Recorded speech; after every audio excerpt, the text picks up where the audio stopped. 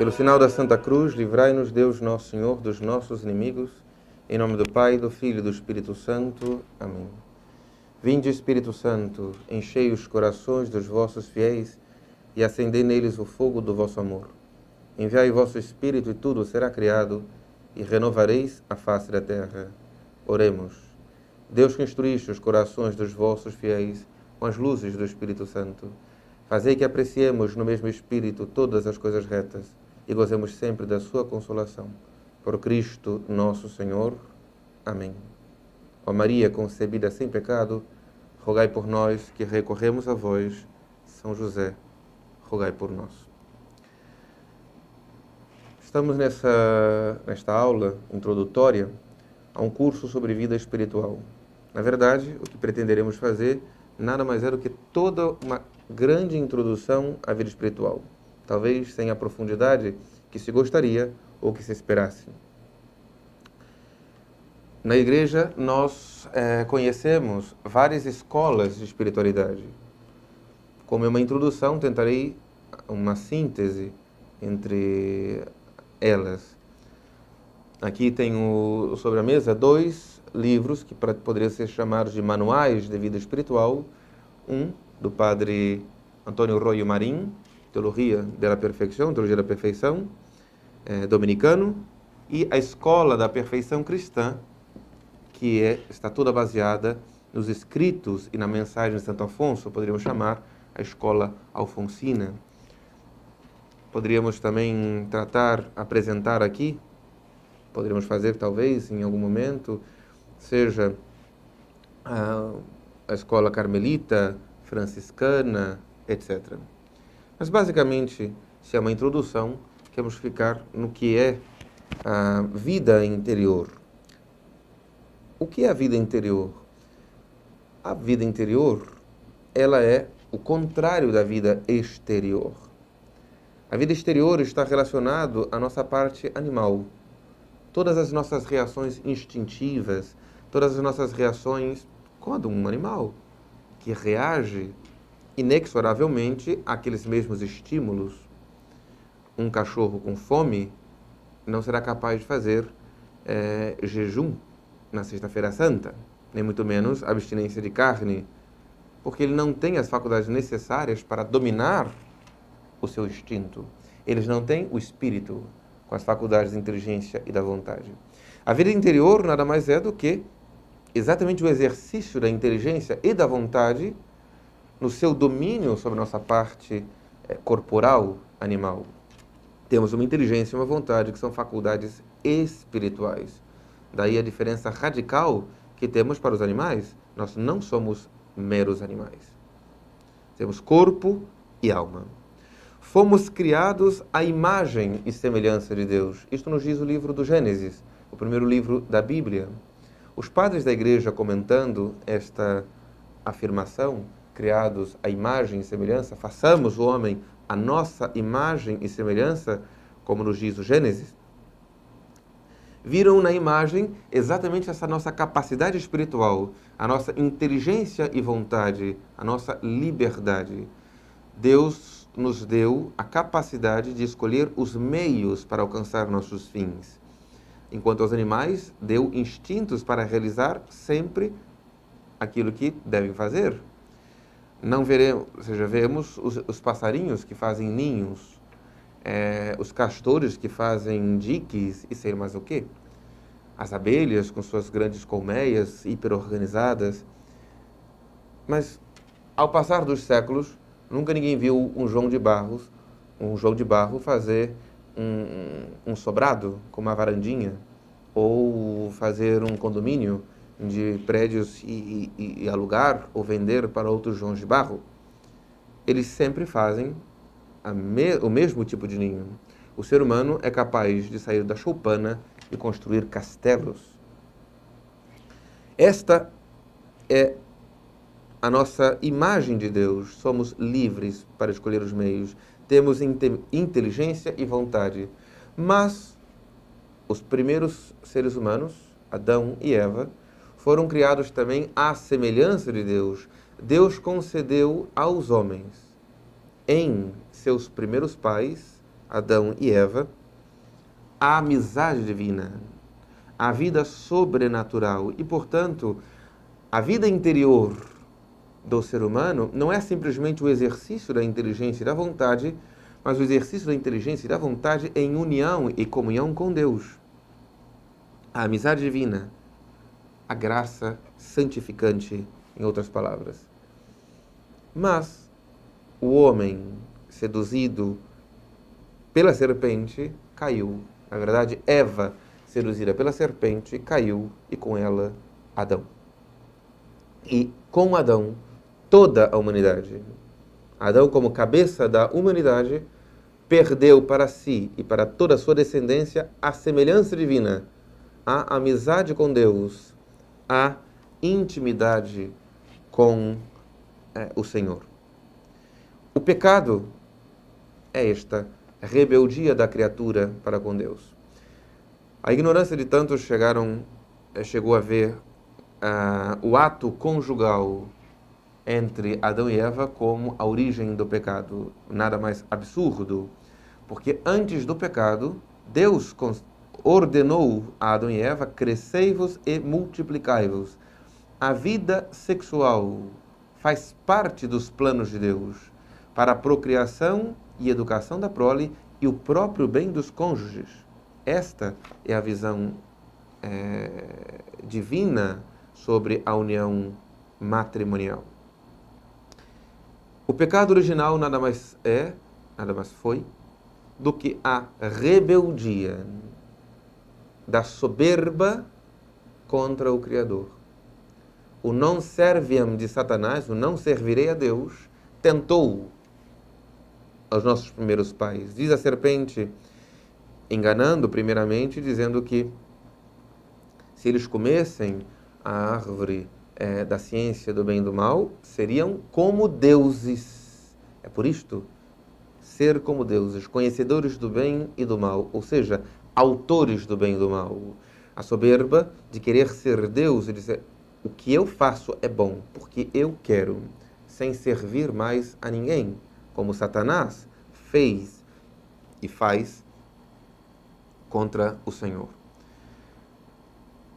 Esta rebeldia humana fez com que o homem, em Adão, perdesse todas as graças sobrenaturais e acima da própria natureza humana que Deus havia concedido ao homem. Deus não queria a morte dolorosa e violenta para nós. Deus não queria para nós o sofrimento, o fastídio do serviço a Ele. Deus não queria que houvesse dentro de nós uma luta intestina entre o que vemos e o que devemos fazer e o que realmente fazemos. Ele deu dons preternaturais acima da natureza humana e sobrenaturais na intimidade com o próprio Deus, com a natureza divina. Este pecado, nas origens da história humana, é o que chamamos de pecado original. Este pecado, nas origens, o pecado original, causou dentro de nós uma ruptura. Toda a descendência de Adão, com exceção de Maria Santíssima, da qual falaremos, herdamos a ruptura do pecado. O Senhor nos fez com uma inteligência para conhecermos a verdade, uma vontade para aderirmos ao bem, ao que é bom, e nos deu as paixões, as reações animais como meios para alcançar o bem. As rupturas internas causadas pelo pecado original estão em todos nós. Na inteligência, a ignorância. A inteligência feita para conhecer a verdade, estamos feridos pela ignorância. A vontade feita para aderir ao bem está ferida pela malícia. As nossas paixões para deleitarmos-nos do bem que nos é apetecível, está diante de nós, está ferida pela concupiscência, que é a desordem na busca do bem, do prazer. e a capacidade de ir atrás de um bem que nos é custoso está ferido, que é o irascível, está ferido pela fraqueza, pela enfermidade espiritual. O ser humano está assim, ferido. Ferido por aquilo também que São João, nas suas epístolas, nos chama da tríplice concupiscência.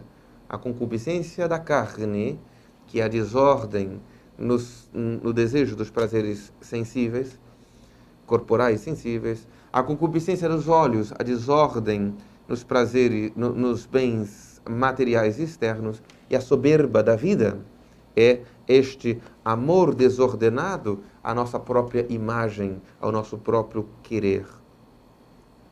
Com esta ruptura também perdemos aquilo que o Senhor queria dar-nos, a imortalidade, o autodomínio. Estamos feridos pelo pecado. Perdemos a graça de Deus, perdemos a amizade de Deus, perdemos a natureza divina que o Senhor nos dava como um dom sobrenatural e perdemos essa justiça original com uma ruptura interna. O homem não é mais capaz de restaurar-se. Estamos todos nós feridos por essa tríplice concupiscência. Estamos todos nós feridos por essas vulnera peccati, por essas chagas do pecado dentro de nós. E feridos por esses pecados, nascidos assim, como filhos degradados de Eva, nós geramos novos pecados assim que atingimos o uso da razão. E a novos pecados, abyssus invocat, diz a Escritura, um abismo invoca, atrai outro abismo. Um pecado vai atraindo outro pecado, nos tornamos pecadores e cada vez mais pecadores. Deus não nos abandonou à morte. Deus enviou seu Filho para nos resgatar da morte, para curar as chagas dos nossos pecados, para reconciliarmos-nos com Deus e dar à Santíssima Trindade a glória perfeita que nós roubamos com os nossos pecados. Ele, entre todos os povos, convoca a Israel, um povo liberalmente escolhido para ser seu povo. Ele faz aliança com o povo. Ele envia patriarcas, profetas que vão preparando este povo. Lhe revela sua palavra. E depois envia seu próprio filho, nascido de uma virgem, nascido de uma mulher, nascido sob a lei.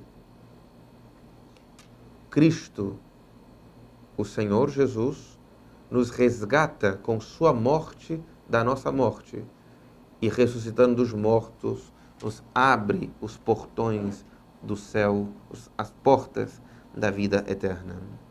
Cria a Igreja e na Igreja nos quer dar o Divino Espírito Santo para resgatar-nos, para salvar-nos, para santificar-nos, para dar-nos a vida eterna na amizade outrora perdida por nossos pais, agora resgatada pelo sangue precioso do Cordeiro na cruz e concedida a nós pelo ministério da sua Igreja. Pois bem, a vida espiritual nada mais é do que a vida no Espírito. Nesse Espírito Santo que nos foi dado para o nosso resgate, para a nossa salvação e santificação. Daí que nós tentaremos olhar de maneira sempre, talvez superficial, mas introdutória, o que o Senhor quer fazer conosco. Ele quer salvar-nos. Então, a primeira ação da vida espiritual é salvar-nos do pecado, justificar-nos, arrancar-nos do poder das trevas, aplicar a cada alma individual os méritos da cruz de nosso Senhor Jesus Cristo. E é isso que faz a Igreja. Daí entra poderíamos dizer, a espiritualidade dos 10 mandamentos. Nós temos que ser resgatados do pecado e começar a ver o que precisamos fazer. Na vida espiritual, poderia ser chamada esta via purgativa, é o primeiro momento da vida espiritual, quando a alma é resgatada por Cristo e recebe a graça, seja no batismo, seja recobrando-a por uma confissão bem feita, a alma volta ou passa a obter a vida da graça, a amizade com Deus. E ela começa a ter que viver os mandamentos do Senhor.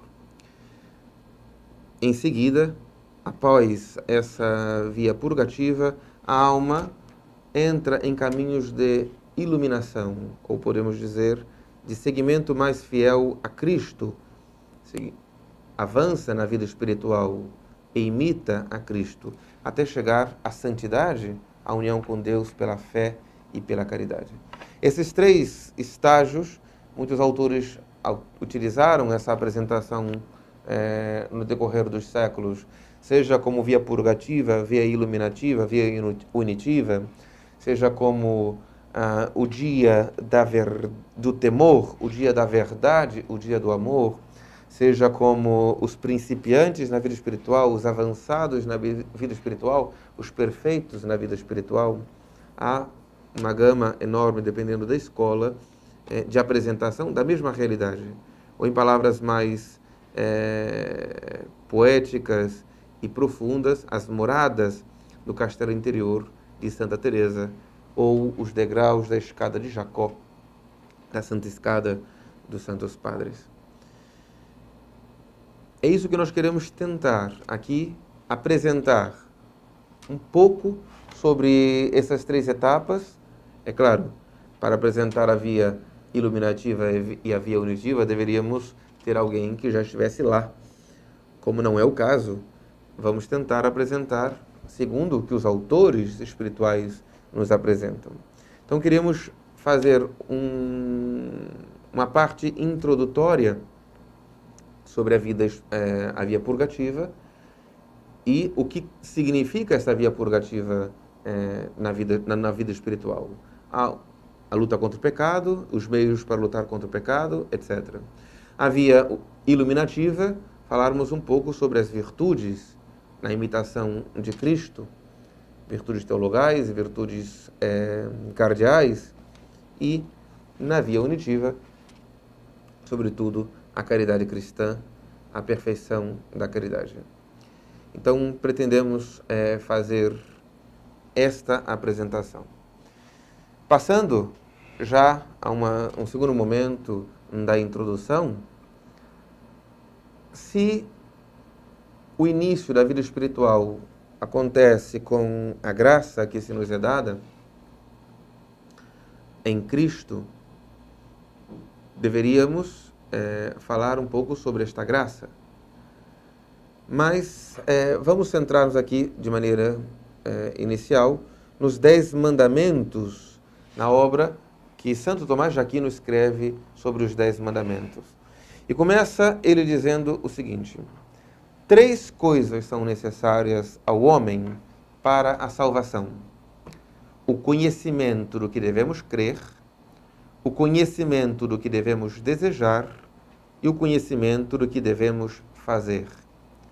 O primeiro é ensinado no credo, em que se transmite o conhecimento dos artigos da fé. O segundo, na oração dominical, é o Pai Nosso, como ele chama. O terceiro, na lei. Na lei são os 10 mandamentos. E fala ele, há 4 leis a respeito daquilo que devemos fazer, 4 leis que nos ordenam. A lei natural, é esta lei que Deus colocou no coração humano, nosso coração.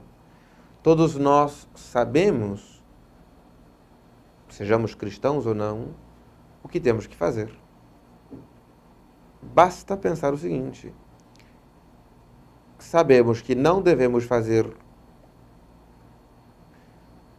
ao próximo aquilo que não gostaríamos que fizessem conosco. Esta lei escrita no nosso coração faz o bem e evita o mal, e o bem e o mal entendido como aquilo que eu gostaria que fizessem ou não fizessem comigo, é o que chamamos de lei natural. É a luz do entendimento infundida em nós por Deus na criação, diz Santo Tomás. pela qual conhecemos o que é preciso fazer e o que é preciso evitar.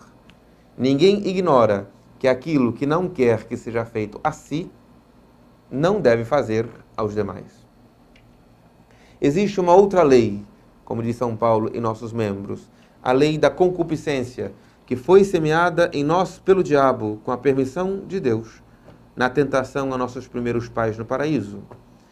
Tirando o homem da observância dos preceitos divinos, comer de todas as árvores, menos da árvore da ciência do bem e do mal, tirando o homem da observância dos preceitos divinos, também a carne se tornou desobediente à razão.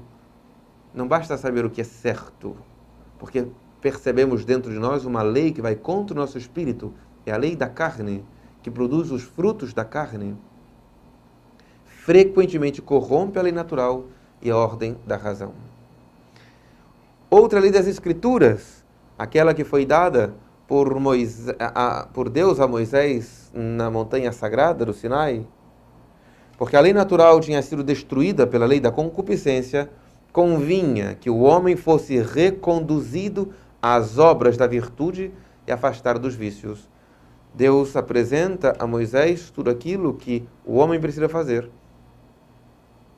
Mas a alma, o coração percebe, o espírito percebe que a carne continua lutando contra o espírito. Mesmo sabendo o que é certo, faz o que é errado. Então é necessário uma outra lei. Uma lei que vença a lei da carne. É a lei de Cristo. É a essência do Evangelho. É a lei da caridade e da graça. É o Espírito Santo derramado em nossos corações. Esta é a essência do Evangelho segundo Santo Tomás de Aquino. O Espírito Santo derramado em nossos corações. E esse Espírito Santo é o que nos dá a vida interior, a vida no Espírito. E esse Espírito Santo é derramado em nossos corações através do Santo Batismo. Quem recebeu o batismo tem em si a vida no Espírito. A vida no Espírito Santo, a vida da graça, a vida espiritual, neste sentido que estamos falando, sobrenatural.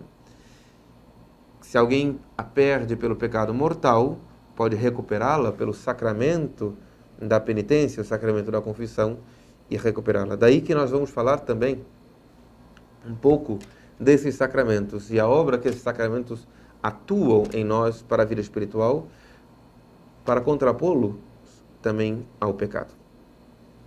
Então, na próxima aula nós falaremos sobre esse tema da vida da graça e do pecado.